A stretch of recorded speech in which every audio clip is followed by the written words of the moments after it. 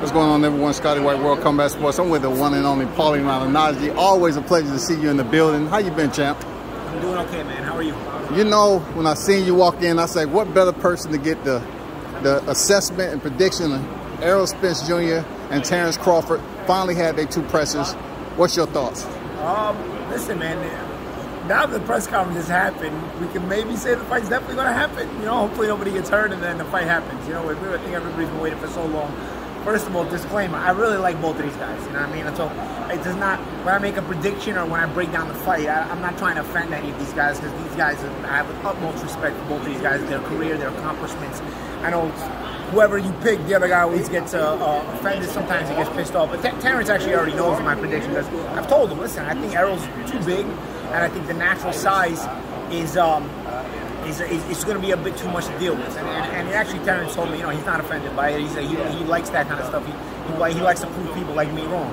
And you know what? You go out there and you know, put on a good show and you do. We'll see how it plays out. I think Terrence is more versatile. Terrence is my #1 on pound for pound list. He's my #1 guy. So it's one of those interesting things, because head to head, I think Errol wins the fight, but Terrence overall is #1 on my pound for pound list. I think he's more versatile, more complete fighter. But at welterweight, the more natural welterweight, I think will eventually cause a pace and a physicality to the fight that a smaller guy will eventually be worn down by, you know?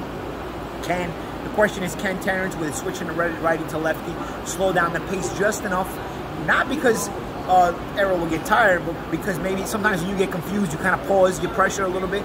Can you confuse Errol just enough to give yourself just enough breaks to start to, you know, give yourself advantages to where you can go into the later rounds with enough energy to hold off Errol and beat him?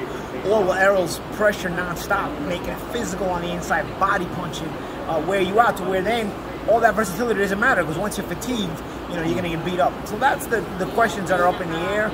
I personally lean towards Errol being a little bit too big and having a pace that, combined with the physicality, will be too much for Terrence to deal with. Speaking about the physicality, Paulie, do you think Errol dropping all that weight? Because obviously in the first presser, or these pressers period, Errol seemed like he was still bigger than Crawford. Yeah. Discipline-wise, in between fights, do you think that's going to play a role where Errol happened to drop all that weight? I think in general, it's things to consider. Errol, the way he's gotten into the accident and the detached retina situation, all the stuff, things that haven't happened outside the ring. Him not being very busy. He hasn't fought since last year in the Augusta fight. While Terrence had at least the Venetian fight in December. You know, could be a little bit of ring rust, and at this age, it could affect you a little bit more.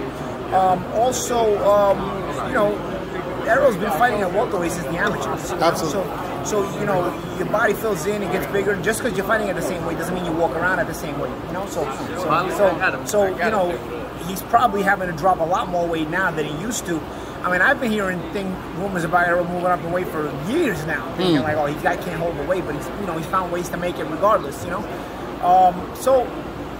It's certainly something you put into the pot, but it's not something that part you can't predict. Yeah. You know what I mean? Like, have you heard the rumor, Paulie, that Keith Thurman is on standby, you know, possibly just in case. He can't make weight? Yeah, exactly.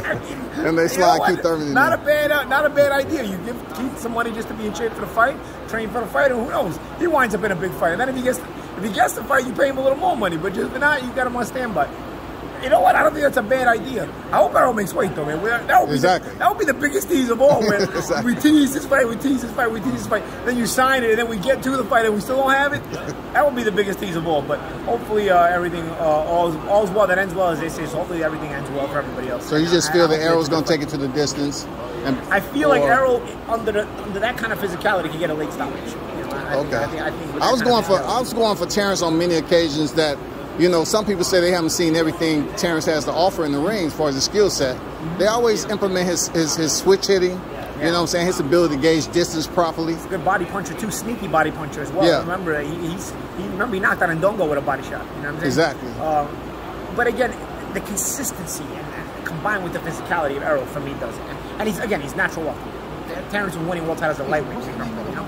So again, a naturally bigger guy, I feel like, is always a bit stronger. You know, I think. Listen, I'm not rooting for anybody, man. You know what I mean? I'm just watching a fight. I'm giving you a prediction, but I'm not sitting here rooting for my prediction. I'm going to sit back and watch the fight and you know, watch two guys that I'm a fan of, and hopefully the best guy wins. But as fans, we always look for the Paulie Malignaggi after post-fight. What's your assessment? What do you have to say to your fans out there, man? Try to check me out on Paulie TV on YouTube, man. And, no I doubt. think it's Paulie.tv on YouTube, but it's Paulie TV on Instagram. Follow it. The champion himself, Paulie Malignaggi. Always a pleasure, man. Thank you.